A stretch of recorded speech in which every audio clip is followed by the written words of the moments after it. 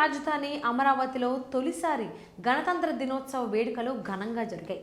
Governor justice Abdul Nazeer జాతీయ పతాకాన్ని ఆవిష్కరించగా CM Chandrababu, deputy CM Pawan Kalyan, మంత్రులు లోకేష్, అచ్చెన్నాయుడు తదితరులు పాల్గొన్నారు.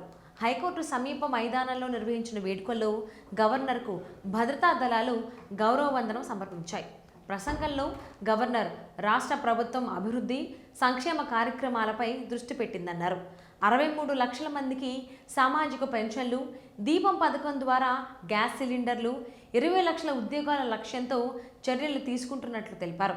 నీటి భద్రత, పోలవరం వంటి సాగునీటి ప్రాజెక్టులు, రైతు సంక్షేమం, రవాణా మౌలిక సదుపాయాల అభివృద్ధికి ప్రభుత్వం కృషి చేస్తోందన్నారు.